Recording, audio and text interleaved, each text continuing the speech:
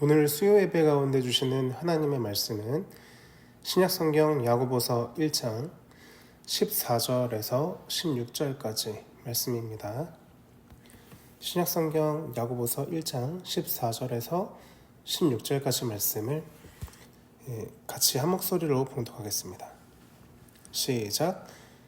오직 각 사람이 시험을 받는 것은 자기 욕심에 끌려 미혹됨이니 욕심이 잉태한 즉 죄를 낳고 죄가 장성한 즉 사망을 낳느니라. 내 사랑하는 형제들아 속지 말라. 아멘. 주신 본문 말씀을 가지고 욕심에 끌려 미혹된 결과라는 제목으로 말씀을 나누겠습니다. 지난번에는 오늘 본문이 포함된 이 야고보서의 말씀을 가지고 시험에 대해서 말씀을 드렸었습니다. 보통 시험을 테스트와 템테이션으로 나누어서 해석하는데 성경에서 그렇게 칼같이 나누어서 해석하는 것은 어렵다, 이런 말씀을 드렸죠. 오히려 성경은 하나님은 시험하는 분이 아니시라고 선언합니다. 그래서 우리는 신학적으로 하나님이라는 분은 인간을 시험하지 않으시는 분이라고 정립해야 한다. 이렇게 시험에 대한 오해를 푸는 방향으로 집중해서 말씀을 드렸었습니다. 오늘은 본문에서 말하는 시험 자체의 내용에 집중해서 말씀을 드리도록 하겠습니다. 본문 14절 말씀 보시면 시험은 하나님께서 하시는 게 아니라 각 사람이 자기 욕심에 끌려 미혹된 결과라고 말합니다. 사람 안에는 다양한 욕심이 있죠. 식욕, 성욕, 수명욕, 안전욕 같은 이런 기본적인 사람으로서의 욕구뿐만 아니고 소유욕, 권력욕 등과 같은 세속적인 욕구까지 다양합니다. 이런 욕심은 사람 안에 자리하고 있는데 당사자인 사람이 자신 안에 있는 이 욕심에 끌려 미혹되어서 시험이라는 것을 당하게 된다는 것입니다. 이 욕심은 죄라는 자녀를 낳는 어머니로 묘사가 되고 있습니다. 본문 15절에 보면 욕심이 잉태한 즉 죄를 낳고 죄가 장성한 즉 사망을 낳는다 라고 묘사합니다. 여기에서 주목해 볼 점은 욕심과 죄가 다른 부정적인 결말을 산출하는 어떤 생물체처럼 기술되고 있다는 점입니다. 사실 욕심이나 죄 자체가 살아있는 생명을 가진 존재는 아니죠. 죄나 욕심은 인간 안에 있는 하나님과 반대 방향을 지향하게 하는 어떤 경향성으로서 존재하는데 성경은 근데 표현할 때는 이 욕심이나 죄가 생물학적으로 생명을 가진 대상인 것처럼 묘사할 때가 많이 있습니다. 특히나 로마서에 그런 묘사가 많죠. 로마서 6장 말씀 보면 죄가 너희 죽을 몸을 지배하지 못하도록 해라. 죄가 너희를 주장할 수 없다. 죄가 지배력을 행사하고 인간의 주인 노릇을 하는 존재인 것처럼 묘사합니다.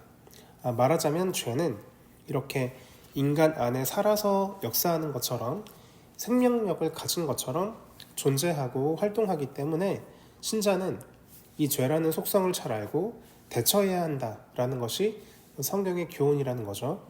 그래서 먼저 욕심은 잉태해서 죄를 낳는다라고 말합니다.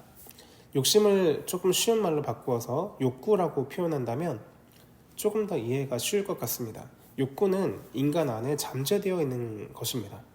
욕구를 가지는 것 자체가 죄는 아니죠. 그러니까 먹는 욕구, 자는 욕구, 성적인 욕구, 이런 것들은 인간의 생명 유지 혹은 인간이라는 종족의 유지에 있어서 필수적입니다. 그리고 욕구라는 것이 전혀 없는 사람을 한번 생각해 보시기 바랍니다. 그는 아무런 의욕이 없는 무기력한 사람일 것입니다. 그러니 욕구를 가지는 것 자체를 문제 삼을 수는 없습니다. 그런데 욕구는 그것이 생존에 필요한 기본적인 욕구를 할지라도 그 욕구가 아무렇게나 마구 분출되는 것은 잘못된 것이죠. 적당한 때에 적당한 양의 욕구가 분출될 때 이것이 선한 것이 될 수 있습니다. 기본적인 욕구를 할지라도 이러한데 오늘 본문의 욕심이라고 하는 단어는 부정적인, 그러니까 육체적 쾌락을 의미하는 정욕이라는 말로 해석될 수 있는 그런 의미의 욕심이라는 거죠. 이 욕심이 분출되는 것은 그래서 선한 결과를 의도하기가 어렵다는 것입니다. 그런데 사람이 시험에 들 때 자기 안에 있는 이 부정적인 욕심에 끌려 미혹되는 것이고, 이 욕심은 죄를 낳게 된다라는 것이죠. 욕심은 내 안에 잠재되어 있는 한 아직 실행된 죄는 아닙니다. 그렇기 때문에 욕심과 죄는 좀 구별됩니다. 그렇지만 이 욕심이 내 삶 속에서 이렇게 끄집어내서 발현된 순간 나는 죄를 저지른 사람이 됩니다. 욕심을 가진 사람이라고 해서 지옥에 가진 않지만 죄를 저지른 사람은 지옥에 갑니다. 구원을 받을 수 없는 사람이 되는 거죠. 그런 의미에서 죄를 저질렀다는 것에는 엄청난 의미가 있습니다. 욕심을 가진 상태가 이렇게 잔에 물이 담긴 상태라고 한다면, 죄가 저질러진 상태는 마치 이 잔에 있던 물이 엎질러진 상태가 된 것과 같다는 것이죠. 돌이킬 수 없는 거예요. 시험에 든다는 것은 이렇듯 내 안에 잠재되어 있었던 욕구가 부정적인 의미에서 실행되는 것입니다. 이것이 실행될지, 이것을 실행할지 말지에 대한 선택은 인격인 내가 책임지는 것입니다. 본문은 욕심이 잉태한 즉 죄를 낳는다고 합니다. 욕심이 잉태해서 출산하기까지는 계속 이 배가 불러오는 과정이 있잖아요. 나 자신이 그 욕심을 묵상하고 저걸 가지면, 저 일을 하면 얼마나 좋을까 이렇게 상상하고 계속 그 욕심이 출산되기까지 나 자신을 자극하고 독려한 그런 결과가 죄가 되는 거죠. 잉태에서 출산하기까지 내가 나를 돕는 거예요. 내 욕심을 돕는 결과 죄를 짓게 됩니다. 그래서 내가 지은 죄라는 결과물에 대해서는 나라는 인격은 결국 핑계할 수 없게 됩니다. 시험은 욕심에 끌려 미혹되었기 때문에 당하는 것이라고 했습니다. 결국 내가 내 속의 욕구를 그냥 실행해버리는 것이 실행하지 않는 것보다 훨씬 낫다라는 판단을 내렸기 때문에 그 욕구가 실행되는 거죠. 사실 육체의 정욕에 그저 이끌리는 삶을 산다면 우리는 욕구를 실행할지 말지를 이렇게 고민하지 않을 것입니다. 근데 우리는 신자로서 고민하죠.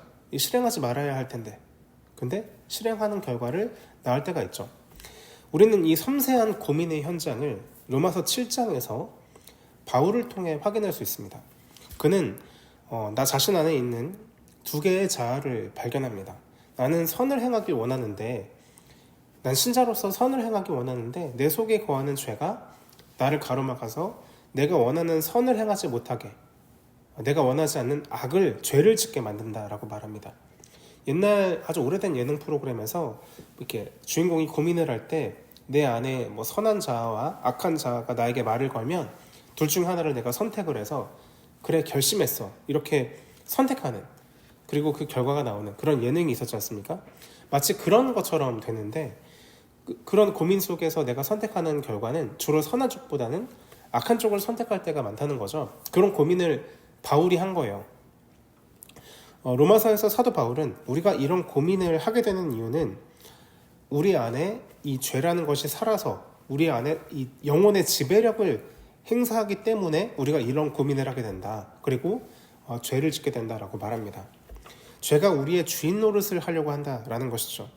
그리스도인은 그리스도를 주로 고백하고 그리스도의 말씀에 순종해야 하는데, 우리 안에 아직 옛사람이 살아서 죄가 주인 노릇을 하려고 끊임없이 우리를 시험한다라는 것입니다. 그래서 그리스도인으로서 우리는 로마서 6장 14절 말씀을 기억해야 합니다. 제가 읽어보겠습니다. 죄가 너희를 주장하지 못하리니 이는 너희가 법 아래에 있지 아니하고 은혜 아래에 있음이라. 아멘. 죄가 너희를 주장하지 못하리니, 다른 말로 표현하면 죄가 우리의 주인이 될 수 없으니 라는 뜻입니다. 이는 우리가 법 아래 있지 않고 은혜 아래 있기 때문에 죄가 우리의 주인 노릇할 수 없다라는 거죠. 그래서 마치 죄가 아직도 내 주인인 것처럼 나를 속일 때 이 사실을 기억해야 합니다. 너는 더 이상 내 주인이 아니다. 그래서 본문 16절에서도 이렇게 말하고 있지 않습니까? 내 사랑하는 형제들아, 속지 말라. 네, 여러분들 안에 있는 죄에게 속지 마시기 바랍니다. 욕심은 잉태하여 죄를 낳고 죄는 장성하여 사망을 낳습니다. 오늘 본문과 유사한 로마서 6장 23절에서는 이렇게 말합니다. 죄의 삭은 사망이요. 네, 죄의 삭은 사망이라 말하죠. 우리는 이 구절을 그냥 죄를 지으면 그 결과로 죽는구나 이렇게 자연스럽게 해석할 때가 많은데 본문 그대로를 해석하면 이렇습니다. 삭시라고 하는 것은 월급이거든요. 일을 한 대가로 받는 돈을 의미해요. 이것은 죄가 내 주인이다, 나를 고용한 고용주다라는 것을 전제로 한 표현이죠. 죄가 주인으로서 우리에게 이런 죄 저런 죄를 저지르라고 일을 시키는 거예요. 거기에 열심히 순종하면서 살면 죄는 우리에게 수고했다 하면서 월급을 주는데 그 월급이 바로 사망이라는 것입니다. 이 열심히 일한 대가가 사망이라니 이 얼마나 허무하고 참 비참한 결과입니까? 죄를 짓는 자들이 이렇게 허망하고 어리석은 삶을 산다라는 것이죠. 그래서 우리는 이 죄에 대해 미혹받을 때마다 기억해야 합니다. 먼저 기억해야 할 것은 죄가 아직도 내 속에 살아서 주인 노릇하려고 하는구나. 죄는 더 이상 내 주인이 아니다. 그리스도께서 내 주인이시다. 이것을 먼저 기억해야 하고요. 두 번째로는 이 죄에 순종해서 열심히 죄를 지어봐야 받을 수 있는 월급은 사망밖에 없다. 죽음밖에 없다. 뭐하러 그걸 받으려고 뭐하러 이 짓을 해야 하나. 하늘의 상급을 약속하신 하나님의 말씀에 순종하자. 네, 의의 면류관을 주실 예수 그리스도의 말씀에 순종하자. 이걸 기억해야 한다는 것이죠. 이렇게 죄에게 속지 않고 말씀을 따라 살 때 우리는 결코 시험에 들지 않게 될 것입니다. 일상 속에 때때로 따라오는 이 많은 시험들을 오늘 주신 이 말씀을 통해서 이겨낼 수 있는, 그래서 영혼의 승리자로서 하나님 앞에 영광 올려드릴 수 있는 저와 여러분들의 삶이 되시기를 예수님의 이름으로 간절히 축원드립니다. 함께 기도하겠습니다. 찬양받기 합당하신 아버지 하나님 감사합니다. 오늘도 이 모양 저 모양으로 살아오다가 이렇게 수요일 하나님 앞에 함께 이 가정이 모여서 예배할 수 있도록 인도하여 주심을 감사드립니다. 하나님, 우리의 일상 속에 찾아오는 많은 시험들이 있습니다.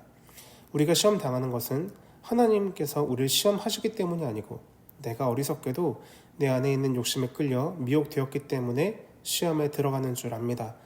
하나님께 핑계를 대지 않게 하시고 우리가 인격적으로 신자로서 우리에게 주신 영적인 무기를 손에 들고 우리에게 닥쳐오는 시험을 온전히 이겨낼 수 있도록 인도하여 주시옵소서. 더 이상 죄가 내 주인 노릇할 수 없다는 것을 고백하게 하시고 죄의 유혹으로 우리를 순종시키려고 지배력을 행사할 때마다 그 죄의 그 주인 노릇하는 그 죄를 쫓아버리게 하시고 우리 안에 살아계신 그리스도를 주로 고백하는 우리의 신앙으로 이겨내게 하여 주시옵소서. 또한 죄가 우리가 순종할 때 주는 월급은 결국 의미 있는 것이 아닌 죽음밖에 없음을 기억하면서 그 죽음이라는 결과물을 얻기 위해 그토록 치열하게 순종하는 어리석은 삶을 선택하지 아니하도록 우리에게 지혜를 허락하여 주시옵소서. 가락성산에 속한 모든 주의 권속들이 이 말씀을 통해서 삶 속에 다가오는 시험을 넉넉히 이겨낼 수 있도록 우리에게 성령으로 충만하게 하여 주시옵소서.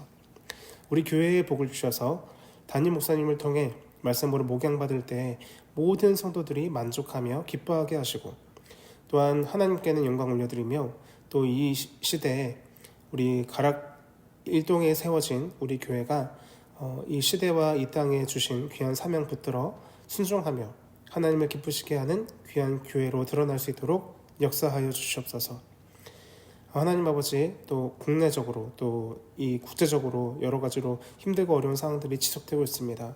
하나님께서 은혜를 베풀어 주셔서 하나님께서 주인 되시는 나라가 되게 하시고 온 땅의 어두운 이 어려운 상황 속에서 하나님의 섭리와 은혜로 모든 상황들이 풀리고 또 고통받는 이들이 그 고통에서 자유롭게 될 수 있도록 역사하여 주시옵소서. 또한 이 어려운 상황 속에서도 주의 복음 들고 이 복음의 일선에서 열심히 땀을 흘리며 복음을 전하시는 귀한 선교사님들 또 선교 기관들 그 많은 주의 종들에게 하나님께서 함께 하셔서 영적인 풍요로움과 또 물질의 복을 허락하시고 주의 일을 감당하기에 필요한 모든 자원들이 채워져서 넉넉하게 주의 사역 잘 감당할 수 있도록 역사하여 주시옵소서. 하나님 아버지, 우리 가정 속에 있는 모든 구성원들에게도 함께 하셔서 무엇보다 그리스도를 믿고 의지하는 풍요로운 믿음을 허락하여 주셔서 이 어둡고 험한 세상 말씀과 기도로 승리하는 우리 가족 모두가 될 수 있도록 역사하여 주시옵소서. 함께 하실 주의 이름을 찬양하오며 이 모든 말씀 우리 주 예수님의 이름으로 기도드립니다. 아멘.